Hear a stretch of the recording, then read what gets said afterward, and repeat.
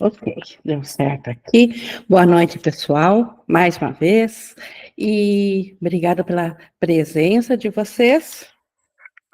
Toda a nossa gratidão também sempre a quem ouve essas gravações. E hoje nós temos a nossa continuação da canção da oração, onde nós vamos concluir a primeira parte da canção, que ela é dividida em 3 partes, vocês recordam, né, que é a oração, que é a oração em si, que é o que nós estamos estudando e vamos encerrar hoje. Depois nós temos uma segunda parte que é sobre o perdão e a última parte sobre a cura. E essa conclusão aqui sobre a oração, na verdade, faltam duas sessões, que é a parte da escada da oração, que a gente iniciou na última aula, que é no primeiro degrau, que é orar pelos outros, onde a gente viu que o que conta nessa oração é saber que a oração sempre é atendida no nível onde ela é feita. Isso significa, como a gente viu, o seguinte: se nós orarmos por coisas separadas, é a separação que será respondida ou que virá à nossa consciência. Então, nós vamos aprender hoje em orar com os outros, na sessão 4. E na sessão 5, a escada termina, como elevar esse tipo de oração, porque nós não queremos mais a separação. Todos nós sabemos o preço que se paga, o custo que é manter uma mente afastada da sua realidade, afastada de Deus, o preço, o custo que nós pagamos, e isso é inconsciente na nossa mente, por essa condição de acharmos que não estamos mais em Deus. E nessa continuação, então, nessa escalada para cima da oração, de modo que ela venha se elevar de novo para vir a ser o que ela realmente é, o que ela foi feita por Deus, porque a oração é a comunicação do Pai e do seu Filho, e a gente viu isso nas aulas anteriores, que ah, nós botamos uma limitação a essa oração quando nós pensamos separação, e agora, então, nós vamos aprender a como reverter isso novamente, como trazer essa oração para um nível mais alto dentro da estrutura aqui, ou da ideia ainda de separação, para que ela possa se transformar de novo ao que ela realmente é em Deus, transformar na nossa mente, porque é só na nossa experiência que ela não mudou na mente de Deus, ela não mudou no céu, ela mudou na nossa percepção. E antes de iniciarmos, então, as nossas 2 sessões aqui com a leitura comentada, eu convido vocês a se unirem a mim, como a gente sempre tem feito. E isso nós podemos nos preparar, respirar pausadamente, nos colocar de maneira confortável, mas atentos, com toda a atenção e o melhor da nossa capacidade de aprender, voltados para o Espírito Santo, para que ele seja o nosso professor, que ele nos conduza nesse estudo, pois é dele o que nós queremos aprender aqui, ouvir aqui, para que possamos aplicar isso à nossa experiência, à nossa vida. E assim nós estamos prontos, então, para iniciarmos essa sessão 4, orar com os outros, que na verdade é o segundo degrau da escada da oração, que no primeiro nível era orar pelos outros, e isso, obviamente, pelo simples fato de ser por alguém, já é separador. Já é eu e mais alguém. e nesse nível a oração vai ser respondida, a experiência da nossa mente vai ser sentida como se realmente existisse eu e mais alguém, eu e mais um mundo lá fora. Então, subindo agora, e a gente até viu na aula anterior como reverter esse pensamento, que era o que eu pedi para o meu irmão não é o que eu quero para mim, assim fiz dele um inimigo.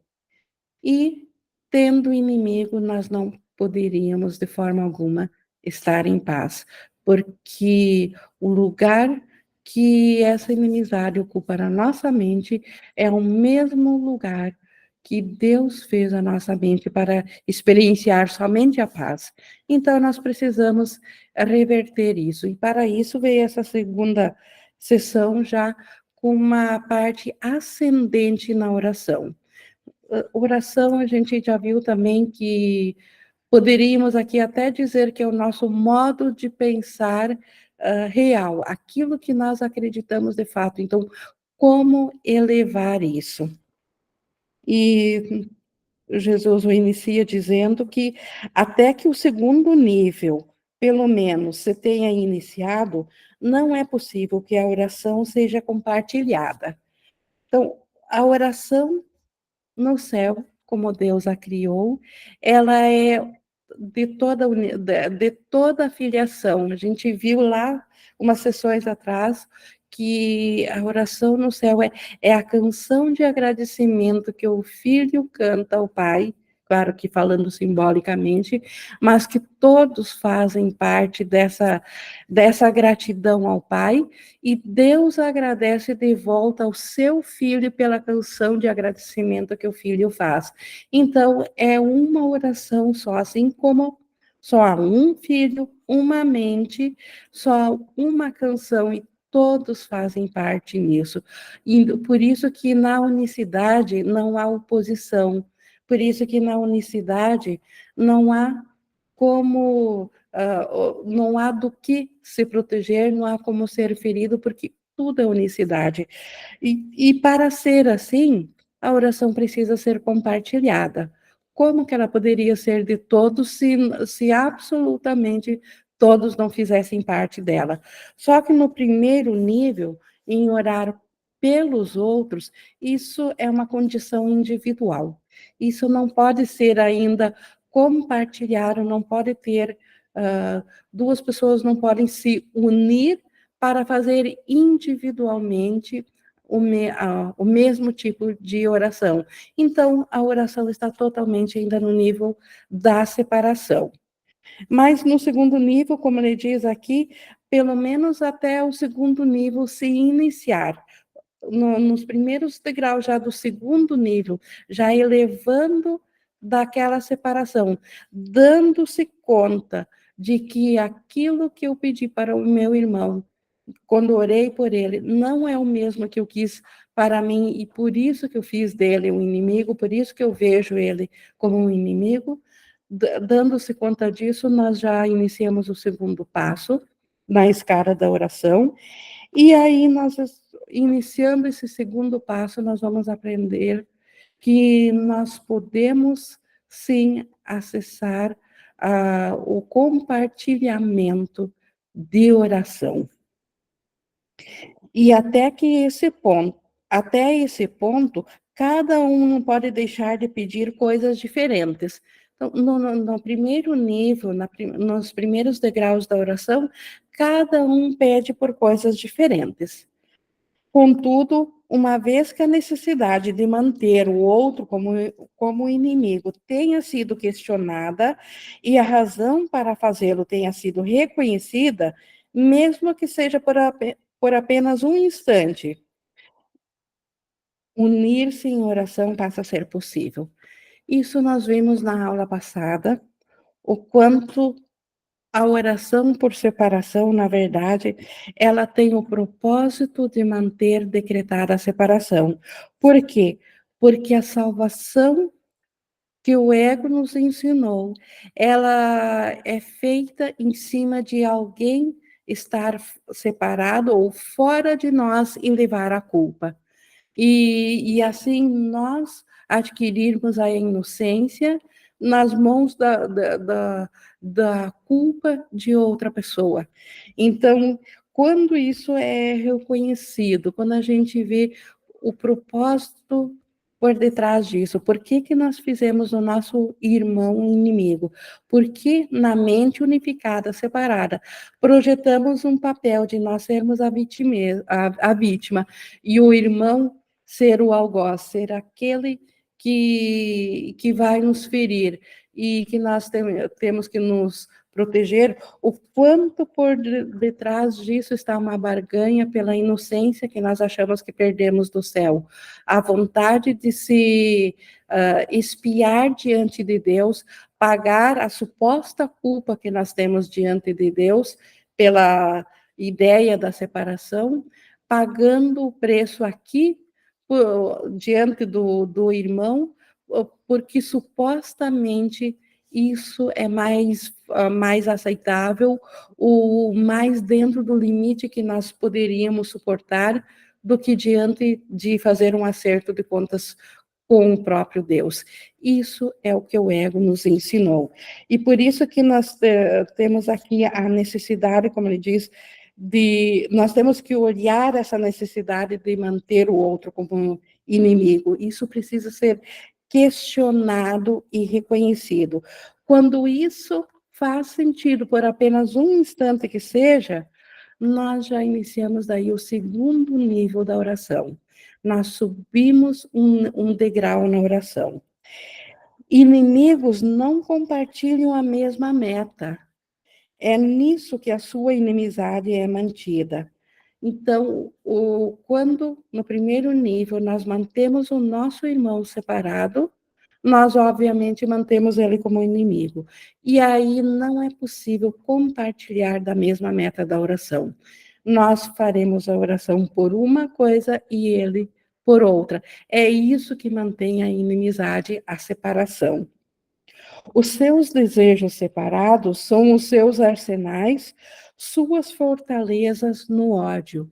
Então, os desejos separados são os maiores arsenais do ego para que não queiramos nos unir em propósito com o irmão.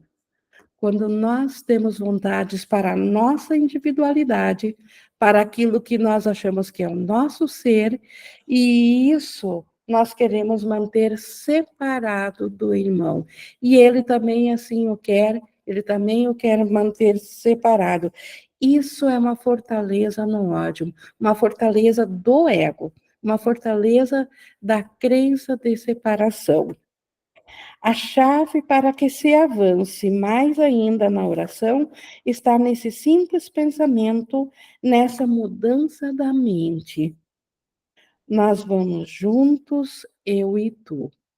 Então, o primeiro reconhecimento da mente, lá no primeiro nível da oração, era reconhecer que eu pedi, aquilo que eu pedi para o meu irmão não é o mesmo que eu pedi para mim.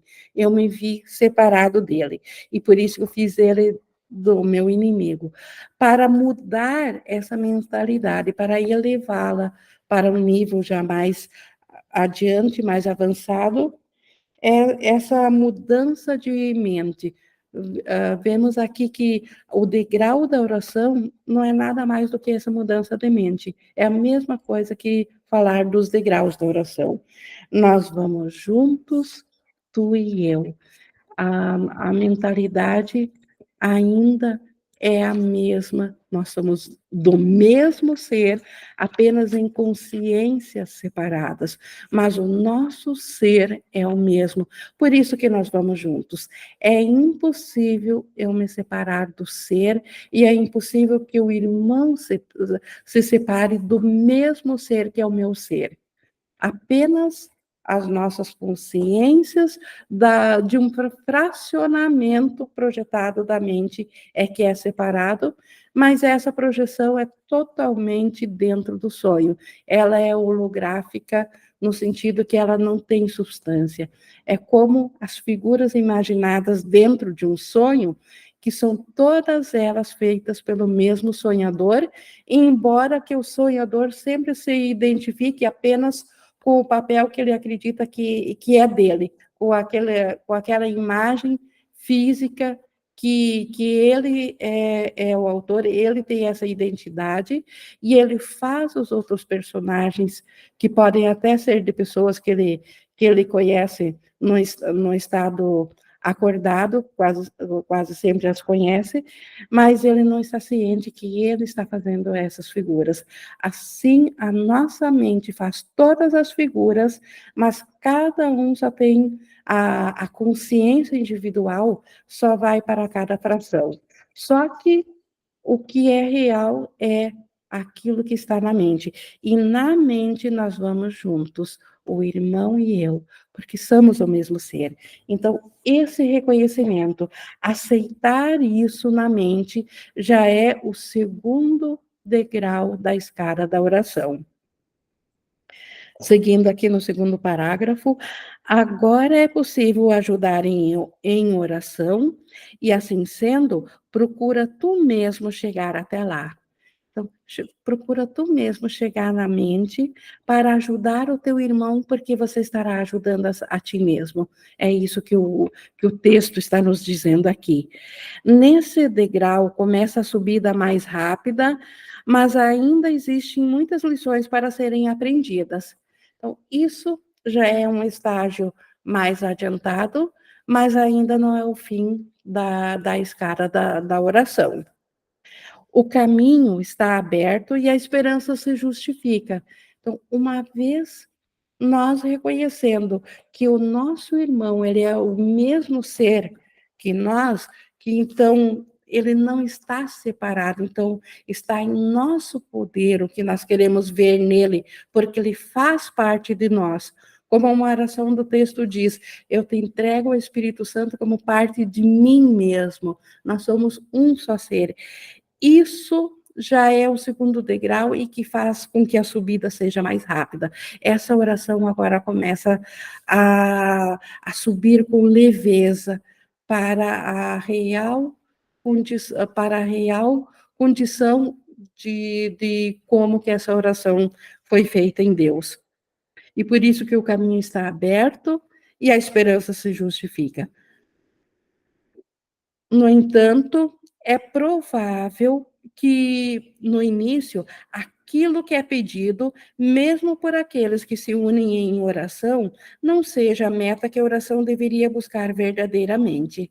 Então, nesse estágio, então, mesmo reconhecendo que eu sou que o irmão é a mesma mente que a minha, ainda assim, provavelmente pelo menos no início, nós ainda podemos pedir por coisas individuais, mesmo reconhecendo que o irmão é a mesma mente, ainda pode ser muito forte o apelo pela individualidade. Podemos querer coisas para nós e acreditar que o irmão ainda queira outra coisa para si. Mesmo juntos, vós podeis pedir coisas e assim construir apenas a ilusão de uma meta que compartilhais.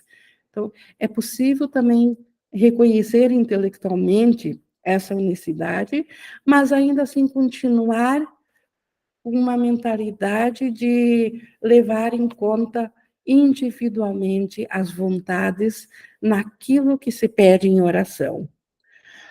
Podereis pedir juntos algo específico e não dar-vos conta de que estáis pedindo efeito sem uma causa.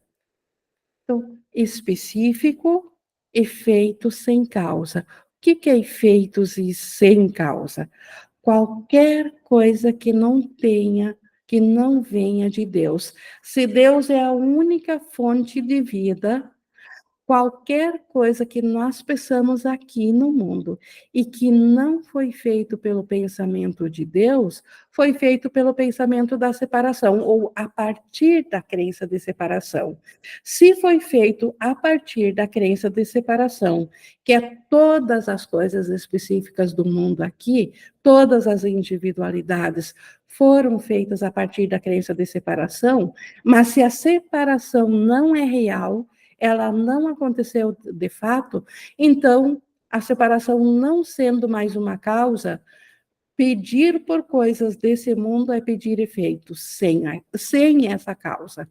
Então, pedir coisas específicas é pedir efeitos sem uma causa, é pedir que aquilo que nos venha seja qualquer coisa específica, individual, pode ser até aparentemente coisas mais elevadas, dentro da individualidade, como amor pelos filhos, amor pelo parceiro, amor pelo irmão. Isso ainda não é a extensão do amor de Deus, ainda é uma individualidade, ainda é ver o irmão lá fora, ou pode ser coisas específicas mesmo, como saúde, ou qualquer coisa que nós venhamos a acreditar que seja bom, mas que. E o que é separador, então, é escancarado, nem se fala, mas aquilo que é bom, então, mas que ainda nós vemos o irmão separado, na verdade, isso que nos levou a pedir isso, esse pensamento, ele veio a surgir após a separação de Deus, a crença na separação. Então, não é o pensamento de Deus. Por isso, então, que é um efeito sem causa. E isso não podeis ter. É impossível ter efeito sem causa, porque efeito só existe graças a ter uma causa que o provoque. Assim como não tem causa também sem efeito. Por isso que o nosso ser é real, porque Deus é a causa e nós o efeito. Mas isso na realidade de Deus. Então, ter efeitos, ter coisas aqui no mundo, pedir por coisas específicas, é impossível receber isso. É possível sonhar que estou recebendo isso, mas não de fato ter isso. Ninguém pode receber apenas os efeitos, pedindo a uma causa da qual eles não podem vir, que os ofereça a si mesmo. Se a causa não pode vir, como que ela pode oferecer efeitos? Então, se a separação de Deus não aconteceu, como que qualquer coisa desse mundo, seja mais nobre que for, mas se é separador, não é do reino de Deus, como que isso pode vir a nós? Esse tipo de oração ainda pede por separação. Então, unir, como ele diz aqui, mesmo a união, portanto, não é suficiente se aqueles que oram juntos não pedirem, acima de tudo, aquilo que é a vontade de Deus. Este é o ponto. Então, no segundo nível, é quando nós já oramos com o irmão, junto com ele, reconhecendo a nossa unicidade com ele, mas isso só tem validade se nós pedirmos aquilo que é a vontade de Deus.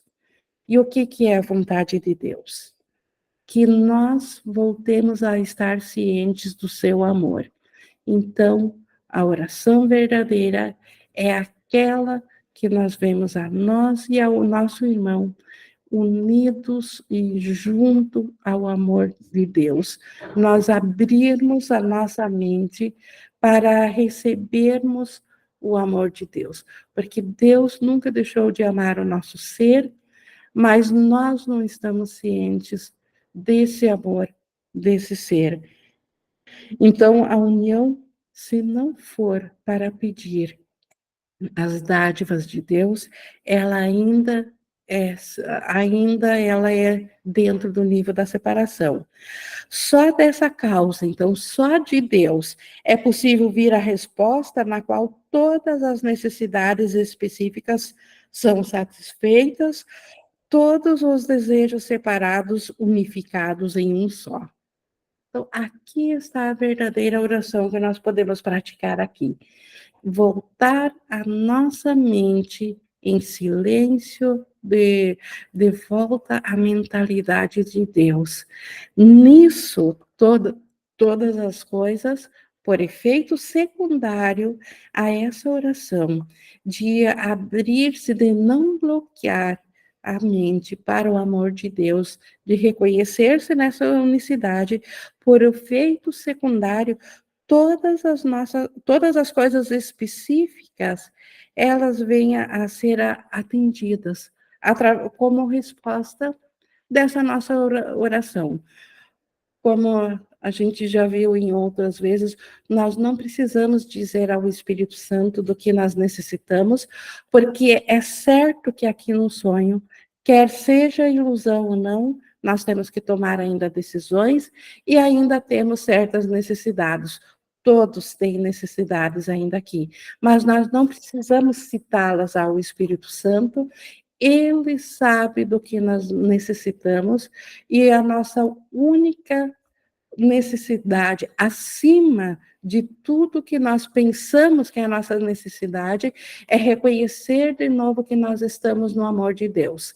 Então, todas as coisas menores, seja saúde, seja dinheiro, seja bem-estar, seja alegria, seja o que for, isso tudo são ídolos que querem substituir ou querem preencher a falta que nós sentimos por não estarmos cientes do amor de Deus, porque é o amor de Deus que é o nosso sustento. E ele nunca deixou de ser, mas nós deixamos de estar cientes disso. Então, qualquer oração, por menos que isso, ela está pedindo ídolos. Mas quando nós vamos a essa oração de permitirmos que a nossa mente sinta-se de novo repleta do estado de graça de Deus. Nesse estado nada pode faltar e por reflexo, como ele diz aqui, virá a resposta a todas as necessidades específicas que nós tivermos. Isso, e todos os desejos separados são um só nisso. Então, a necessidade do irmão é a mesma de nós de saber ser uno no amor de Deus. E nós, unindo-se em oração com ele, nesse amor de Deus, ele também recebe esse reflexo. O Márcio, por favor, levantou a mão. Aí, nesse momento, Indy, que você está dizendo isso, surge, assim, uma questão na percepção de muitas consciências, né? Pode ser aqui no grupo, pode ser de alguém que vai ouvir. Surge assim, mas por que eu não estou experienciando isso? Né? Pergunta assim, ó, por que eu não estou experienciando isso? Se o Espírito Santo providencia tudo, por que eu não vejo isso? Aí eu vou responder. Porque eu não confio. Porque sem a confiança nessa unicamente, nessa, né, no nada real pode ser ameaçado, a gente não consegue ver isso, porque isso já está acontecendo. Isso não é uma coisa que o Espírito Santo vai te dar. As dádivas de Deus, elas são nossas o tempo todo. E elas estão aí. Nada nos falta. Não tem nada nos faltando. Tudo é abundante, né? Só que o que acontece? A gente fica colocando coisa na frente. Então eu fico colocando como eu gostaria que fosse, as vontades das crenças. Ah, eu gostaria que fosse assim. Eu gostaria que fosse assado. Por quê? Porque a gente ainda pensa que tem uma Ing fazendo a correção da mente. Eu ainda penso que tem um Márcio fazendo a correção da mente, que tem uma Nádia fazendo a correção da mente. Aí o que acontece? Esse autoconceito que pensa Ing, que pensa Nádia, que pensa Márcio, ele vai lá na frente e faz assim, ó, mas eu acho que devia ser assim, mas eu acho que devia ser assado. E a gente não percebe que aquela situação exata que está acontecendo ali, por mais que esteja aparecendo escassez, doença, ela é extremamente abundante. Por quê? Ela é abundante para você lembrar que Deus não criou isso, então isso não pode ser real. Então olha como a abundância está o tempo todo diante de nós, só que a gente se confunde com a nossa percepção de abundância. Abundância para mim é quando isso estiver resolvido. Vocês estão sentindo o que eu estou convidando aqui? Como se fosse assim, ó. Abundância é quando esse boleto estiver pago. Abundância é quando eu comprar o carro que eu quero. Abundância é quando essa gripe for curada. Não, a gripe faz parte da abundância, porque ela é abundante para você lembrar que a criação de Deus não pode ter gripe. A criação de Deus não pode ter boleto atrasado. A criação de Deus não pode ficar doente. E aí aqui você vai fazer o que tiver que ser feito. Você vai parcelar o cartão de crédito, o boleto, você vai no médico, vai tomar remédio. Aqui você faz o que tiver que ser feito. Mas a gente não confia em Deus. A gente não confia em Deus como ele confia em nós. Quando nós começarmos a confiar em Deus como ele confia em nós, essas dádivas do Espírito Santo se tornam, nós nos tornamos elas diante das outras pessoas. Você se torna um lembrete dessas dádivas para todo mundo. Mas a gente não confia. A gente não, eu confio, né? Mas muitas consciências ainda não confiam. Não é mais ou menos assim? Sim, e uma solução para isso, uma prática para isso, é justamente praticar, mesmo não confiando, mesmo não acreditando, quando estiver no momento do seu silêncio, de entregar-se mentalmente a esse amor de Deus. Então, sem nós praticarmos, e o livro de exercício nos leva a isso, no texto nós aprendemos isso, aqui na oração estamos aprendendo isso, o quanto nós precisamos, o quanto é necessário, então, tirar um instante o pensamento dos barulhos do mundo e simplesmente colocar-se em disponibilidade, ciente do Espírito Santo, ciente do amor de Deus, unir-se nesse amor. Então, fazer o teste, como Jesus diz, fazer o teste, entregar-se no amor de Deus e ver se isso, o quanto isso vai nos trazer a paz que nós achávamos que estaria através dessas coisas específicas, como o Márcio citou aí, através de soluções específicas. E essa paz é ela que abre o caminho para que as testemunhas venham nos comprovando de que os milagres são possíveis em lugar daquilo que nós fizemos para não ter solução. Os milagres vêm através disso. Muito bem lembrado, Ing. E assim, ó, até mesmo quando eu percebo que eu não confio, eu assumo, eu sou honesto com o Espírito Santo dizendo que eu não confio, mas que eu quero aprender a confiar. É entregar Esse é o ponto. isso, é entregar a mente para isso. Não é se atacar porque eu não confio, mas é eu quero aprender a confiar, né? E aí uma outra coisa importante, quando eu disse assim, ó, mas eu confio, quando um confia, ele confia por todos. Não tem como eu confiar por mim, ou a Ing confiar por ela. Quando um aceita essa confiança, essa consciência, essa confiança foi aceita para todos e por todos. E aí você só aguarda o tempo de cada um de fazer esse processo de remoção de bloqueios, porque os bloqueios que o Márcio pratica aqui na experiência dele, que a Ing pratica na experiência dela, embora estejam representando culpa, medo e punição, mas são de formas diferentes. Nós fomos condicionados de maneiras diferentes. É isso que eu falo para o pessoal que estuda com a gente ali. Não adianta querer os resultados da minha prática, ou da prática da Ketsia, ou da prática da Ing. Você precisa desenvolver o seu relacionamento com o Espírito Santo. Mas não é o Márcio, mas é o observador do Márcio, o observador da consciência, desenvolve esse relacionamento de honestidade.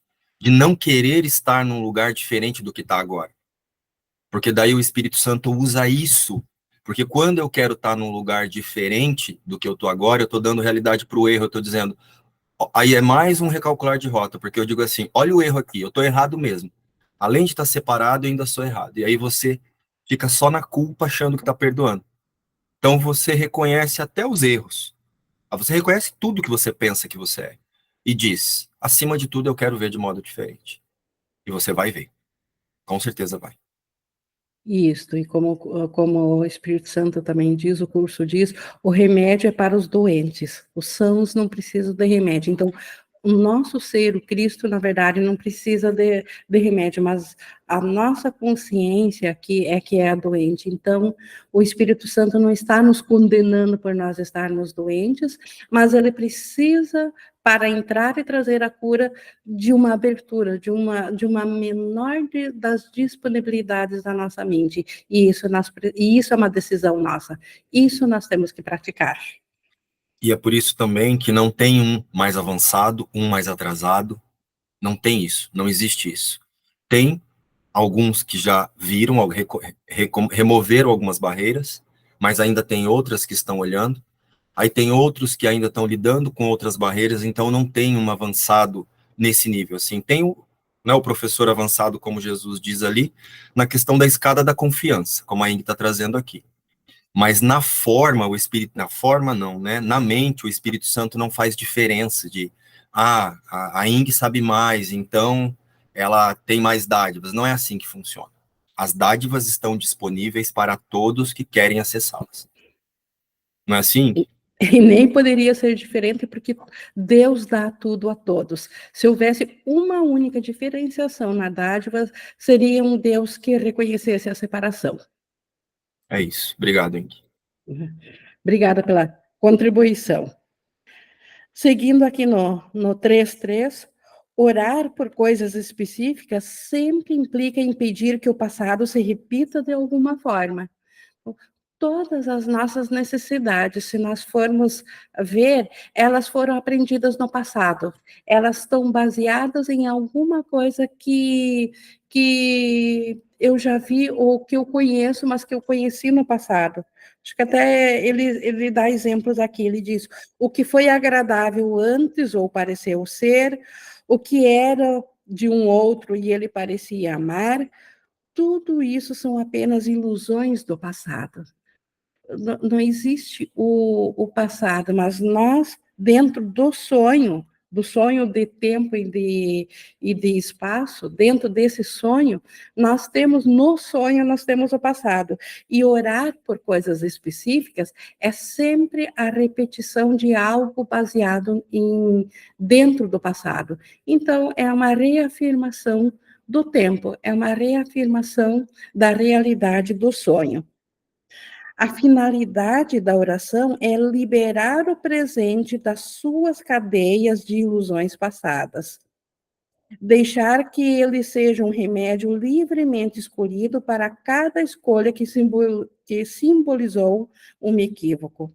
Então, a oração deve ser um meio de interromper o passado com o futuro, de nós voltarmos a nossa mente de novo ao constante agora, que é do Espírito Santo, que é fora da mentalidade do ego. Então, a oração tem esse poder, é para isso que ela existe. Então, ela libera as cadeias do passado. Como que isso acontece? Pelo ego, o futuro é sempre em uma continuação de algo do passado. Para o ego, o futuro, ele está atrelado ao passado e baseado no passado, assim será no futuro. É sempre uma consequência de uma causa no passado. O que a oração, então, faz, como o perdão também faz? Corta no agora não existe passado. No instante do agora, nós somos como Deus nos criou e não um ser do passado. E se ele corta o passado, o futuro não está mais atrelado ao passado. O futuro será um constante agora também. Então, é dessa forma que a oração, ela libera o presente das cadeias do passado. E assim... E assim passa a ser um remédio livremente escolhido para cada escolha que simbolizou um equívoco. Cada caso específico que nós temos, cada coisa que nos perturba, ou cada idolatria, ou cada adoração que nós temos por coisa separada, é um símbolo da ideia equivocada de separação. E a oração, ela veio para nos libertar disso. O que a oração pode te oferecer agora excede tanto tudo que pediste antes, que é uma pena que te contentes com menos. É uma pena, é realmente uma pena nós nos contentar com algo específico, nós pedir pela pequenez, nós pedir por uma coisinha ínfima que tem uma duração de um instante, ao invés de permitir que a oração seja aquela que lembrará a nossa mente da nossa unicidade com Deus. A oração tem o poder de nos devolver a consciência do céu e nós ficar pedindo em oração por uma coisinha tão pequena como como qualquer coisa específica dentro da ilusão. Então, realmente, o que a oração oferece, ela excede tanto a isso que não há como querer novamente pedir alguma coisa pequena quando nós nos damos conta que nós podemos ter a consciência do Cristo de volta à nossa experiência mediante da oração. Esse é o poder dela. E não ficar nos trazendo pequenas soluções de coisas que foram feitas para apenas nos manter afastados da consciência de Deus. Escolheste uma chance que acaba de nascer a cada vez que oras, a cada vez que nós vamos de volta em consciência ao amor de Deus, que nos simplesmente não fizemos nada e permitimos que o Espírito Santo nos traga consciência do amor de Deus, nós está nascendo ali uma nova chance de nós curarmos a nossa mente. Acaso quereria sufocá-la e aprisioná-la em antigas prisões, se tens a chance de liberar a ti mesmo de todas elas, de todas as prisões imediatamente? Ele está dizendo, acaso nós queremos sufocar essa chance que nós temos a cada vez que nós oramos, a cada vez que nós nos voltamos em consciência à unicidade do amor de Deus. Se nós queremos sufocar isso nas antigas prisões, que são os pensamentos faltosos, aquilo que nasceu de um senso de escassez, isso são aprisionamentos. Nós queremos botar essa dádiva do amor de Deus de volta de novo a ideias de escassez, quando nós temos a chance de nos libertar de todas as prisões, de tudo o que nasceu do senso de escassez, através dessa oração que vai a Deus. Não restrinjas o teu pedido, não limites o pedido, não, isso é pequenez. Deus criou o seu filho para ter tudo. Então, Deus não restringe nada a seu filho, e ele não quer que o seu filho também restrinja a si mesmo. A oração pode trazer a paz de Deus. Essa é a maior dádiva, esse é o reconhecimento do céu, porque o céu é a paz de Deus. Que coisa presa no tempo pode dar-te mais do que isso, no pequeno espaço que dura antes de sucumbir no pó? O que vale mais a pena do que a paz de Deus, a paz eterna de Deus, estar ciente dessa paz em troca de uma pequena coisa que tem a duração de um instante, solucionado um instante, o ego já dá outro problema e outro e mais outro. Então, quem faria da oração uma coisa tão pequena para pedir coisas específicas, quando pode alcançar o céu com ela? Então, isso nós vimos aqui no segundo degrau, que é orar com os outros. Então, primeiramente, no orar com os outros, podemos ainda estar enganados e mesmo juntos pedir por coisas individuais, que não venham do amor de Deus, mas à medida que vamos amadurecendo na mente, subindo o nível da nossa oração, vamos aprendendo o quanto a oração tem tudo a nos oferecer. E tudo é a consciência da totalidade de Deus e do seu Filho. Isso é a dádiva da oração, nada menos. Então, para nós não nos contentarmos com menos do que isso.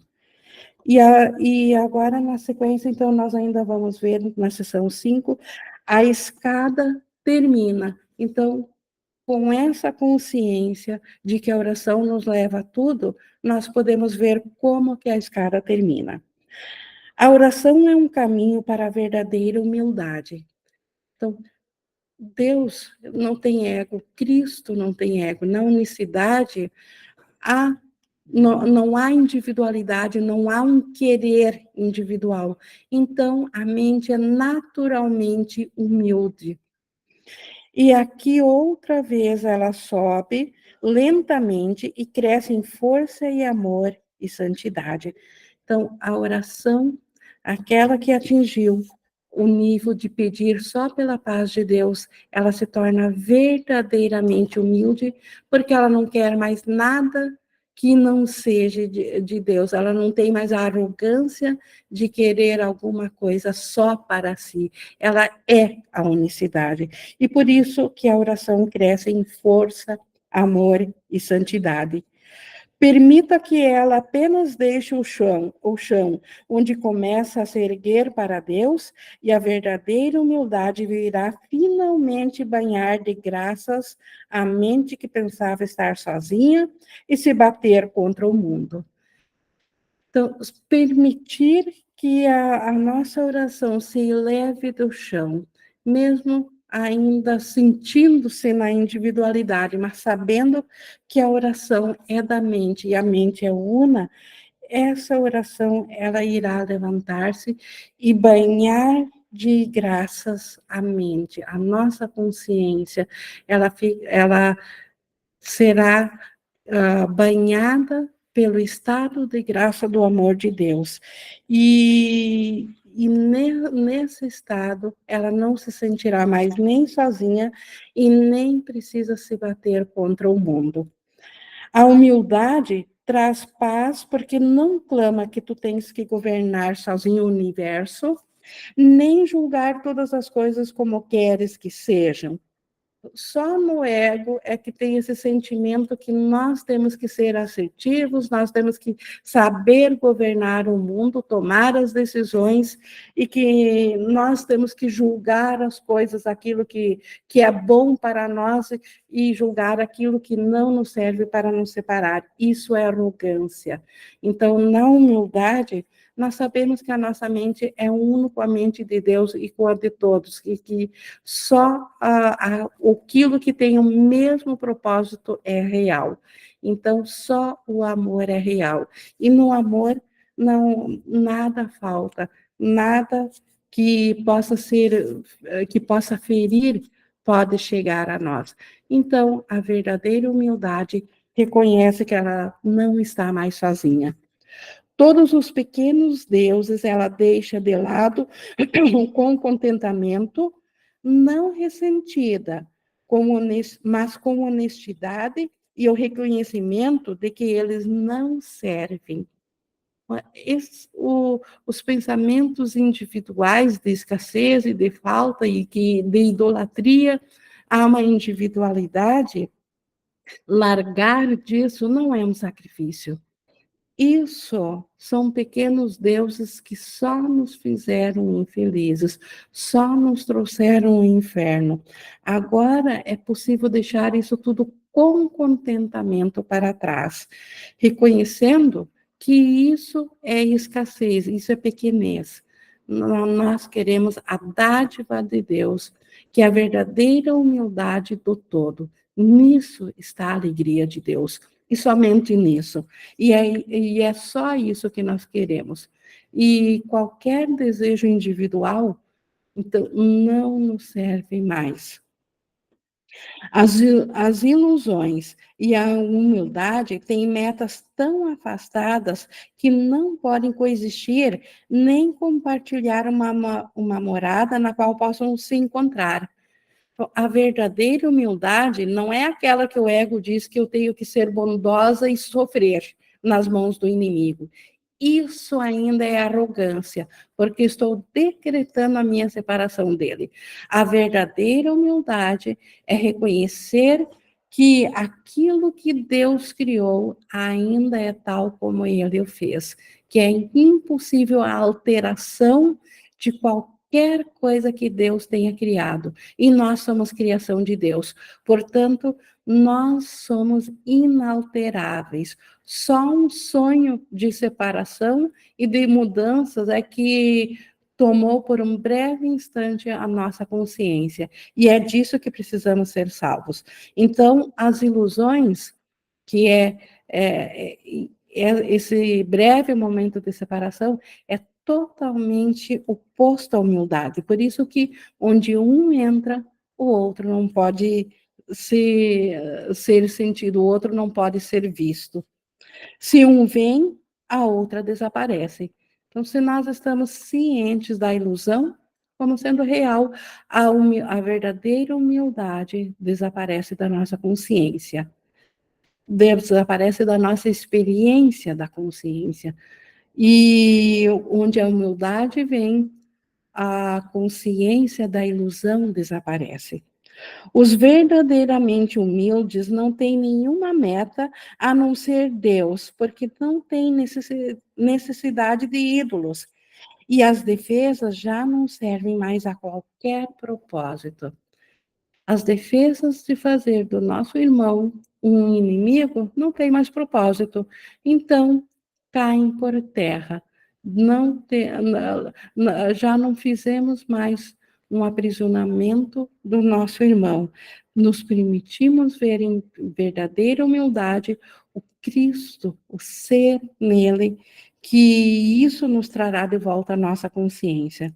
Então, por isso que os verdadeiramente humildes não precisam mais de ídolos, não precisam mais de qualquer coisa que venha da escassez, porque o amor de Deus lhes dá tudo. Inclusive aqui dentro do sonho da ilusão, enquanto estamos fazendo essa jornada de mudança de mente para aceitarmos novamente o real ser como nosso ser, isso que o amor de Deus, o que a humildade pode nos oferecer, é suficiente para o nosso sustento. Por efeito secundário, nos traz tudo que nós necessitamos. Os inimigos agora são inúteis porque a humildade não se opõe a nada. Humildade, ela é sem defesas porque ela não vê ataque. Então, é totalmente inútil um pensamento de um inimigo. Portanto, ela não vê mais inimigos. Ela não se esconde com vergonha porque está contente com o que é, tendo conhecimento de que a criação é a vontade de Deus. A verdadeira humildade, ela sabe que ela é criação de Deus e ela está contente com isso. Então, ela não precisa se esconder em consciências individuais com vergonha da ideia de separação de Deus. Como já não são o próprio ser, como os verdadeiramente humildes já não são mais o próprio ser, já não são mais a individualidade, passam a ser, e aqui o ser é maiúsculo, passam a ser o Cristo. E isso vem em todos os encontros nos quais se unem em contentamento com cada filho de Deus, reconhecendo que compartilham a sua pureza. Os verdadeiramente humildes, aqueles que não têm mais crença de pecado na sua mente, esses compartilham da pureza do pensamento de Deus a cada encontro com o irmão. Esses veem a santidade no irmão, eles veem o Cristo. E isso lhes traz o contentamento a cada encontro. Agora a oração se ergue do mundo das coisas, dos corpos e de todos os tipos de deuses, e tu podes finalmente descansar em santidade. Então, a mentalidade dos verdadeiramente humildes é a oração que chegou ao seu topo. Ela se ergueu além do corpo. Os verdadeiramente humildes, eles já não precisam mais de individualidade, portanto, eles já não necessitam mais esconder-se numa cerca de carne. Eles voltam a estar ciente da mente, eles ressuscitam da carne, eles vêm a estar cientes da mente e a sua mente descansa em santidade. A humildade veio para te ajudar a compreender a tua glória como filho de Deus e reconhecer a arrogância do pecado. É arrogância pensar que nós somos pecadores. E o ego que quer insistir em dizer que é ser humilde e admitir que eu sou pecador. Isso é a maior arrogância que o ego pode apresentar, porque a separação de Deus é impossível. Então, os verdadeiramente humildes reconhecem isso e eles compreendem a glória do Filho de Deus, porque Deus o criou em toda a sua glória, em todo o seu esplendor. E isso é humildade, aceitar isso. Arrogância é a ideia do pecado. Um sonho encobriu a face de Cristo para ti. Agora podes olhar para a sua impecabilidade. Um sonho de pecado, de fato, encobriu a face de Cristo. De fato, nossa mente veio acreditar num sonho de pecado. Isso, para nós, dentro do sonho, é verdadeiro. Mas agora, graças à verdadeira humildade, nós podemos olhar para além desse sonho, para a impecabilidade. A escada subiu muito alto. Essa oração, então, ela chegou ao topo da onde a transformação acontece. Quando ela chega nesse nível, tu vieste quase até o céu, quase porque ainda é dentro da consciência da separação, da correção. Mas ela chegou num ponto mais alto, onde a correção pode chegar. Então, ela chegou diante da porta do céu. Há pouco mais a ser aprendido antes da jornada se completar. Então, só há mais uma coisa ainda a ser aprendida antes que Deus possa dar o último passo e transformar a nossa consciência de percepção novamente em conhecimento. E esse último passo é a seguinte mentalidade. Agora podes dizer a todos aqueles que vêm para se unir a ti em oração, ou seja, a cada encontro do irmão, nós podemos mentalmente pensar isso, dizer isso. Eu não posso ir sem ti, pois és uma parte de mim. Nesse reconhecimento, a escada da transformação termina. Aqui, a transformação chega no ponto mais alto onde a percepção pode alcançar. É o reconhecimento de que não há separação entre mim e o irmão. Então, eu não posso ir sem ti. Assim ele é na verdade. Então, o irmão é parte de mim. Não existem duas mentalidades. O irmão ainda é a parte que completa o meu ser. Eu estou ciente apenas de uma parte do meu ser, o meu irmão é a outra parte. Então, ele é o que eu sou. Agora podes orar só por aquilo que verdadeiramente compartilhas com ele. Então, se meu irmão é parte de mim, a minha oração também só pode pedir aquilo que eu quero para mim, eu quero para o meu irmão. Não tenho mais como pedir algo para o irmão e algo diferente para mim, porque isso seria impossível, ou pedir algo só para mim, porque o irmão é eu. É impossível eu pedir uma dádiva para mim e não estar ciente que essa dádiva é para o irmão. A mesma coisa, pedir uma dádiva para o meu irmão e não estar ciente que é essa dádiva que eu receberei. Pois compreendeste que ele nunca partiu, o irmão nunca deixou o céu. E tu, que parecia sozinho, és um com ele. O irmão ainda é o Cristo. E eu, que sou um com o irmão, também ainda sou o Cristo. E a escada termina com isso. Essa é a transformação, o ponto mais alto que a transformação precisa alcançar, que a percepção alcança. Acima disso é a transformação que Deus faz, que transforma a percepção de novo em conhecimento. É a volta da consciência da totalidade do céu acima disso. Agora estás diante do portão do céu e lá teu irmão está ao teu lado.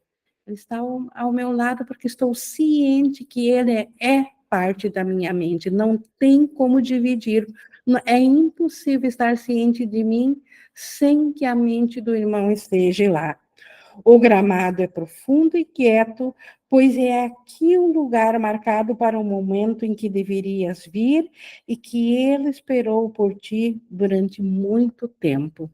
Então, o irmão, na verdade, nunca deixou de ser o Cristo, mas ele fez a gentileza de acompanhar-me no sonho de ilusão, no sonho de percepção, e ele ficou na porta do céu esperando a minha consciência voltar a aceitar ele como Cristo. Isso o Cristo fez. Então, o irmão está esperando a minha consciência, ele está na porta do céu. Isso que eu estou vendo como separado aqui era apenas um sonho de separação, mas a consciência de Cristo, na parte dividida do irmão que ainda está no céu, acompanhou para fora do céu, para que eu pudesse voltar a estar ciente do céu. Isso o irmão realmente fez por mim. A outra metade da minha mente fez por mim. Aqui o tempo acabará para sempre. Ou seja, o sonho de mundo deixa de parecer que existe.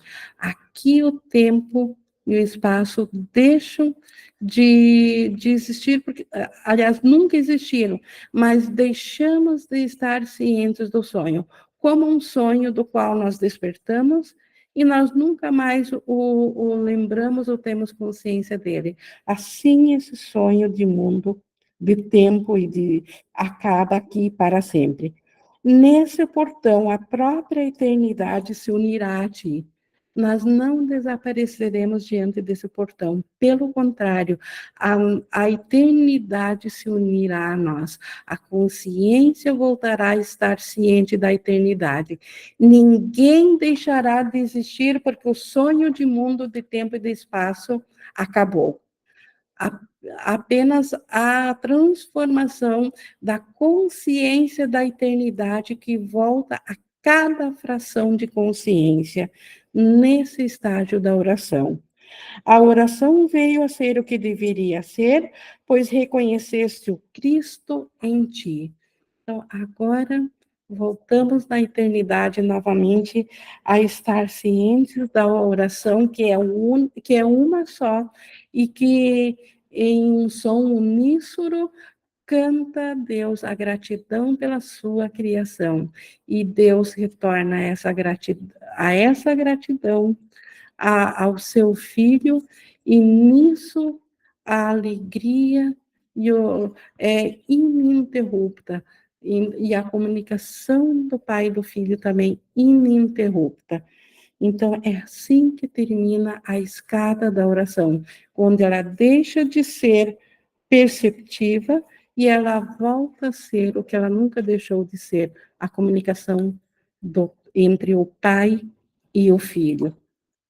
Então, isso nós tivemos aqui sobre a oração.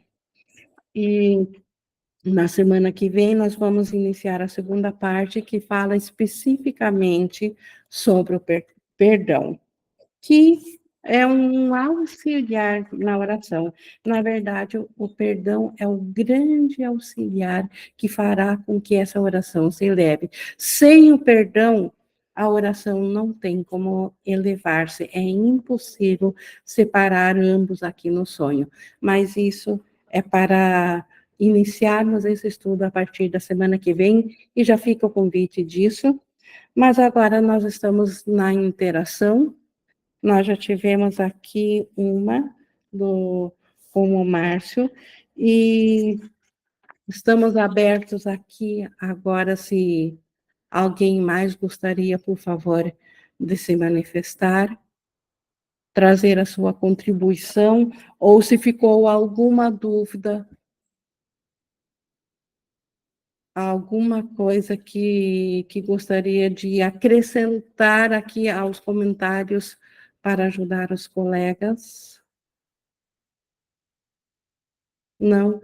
Bom, então eu vou encerrando aqui, porque eu, como sempre digo, quando não há contribuição, ou se não há dúvidas, é porque eu tenho essa confiança de que o que chegou agora precisa ser alimentado na mente, então que nós possamos sair daqui, mas permitir que aquilo que nos chegou nesse tempo aqui, que isso venha a fazer parte da nossa memória, porque assim a nossa oração pode crescer rapidamente e abertamente para chegar ao topo, para chegar na porta do céu. Gratidão, pessoal, por acompanharem até aqui, o convite para continuarem no estudo da canção da oração. Vou encerrando aqui, agradecendo, como sempre, a esse curso que nos traz esses ensinamentos tão libertadores. Gratidão, Jesus.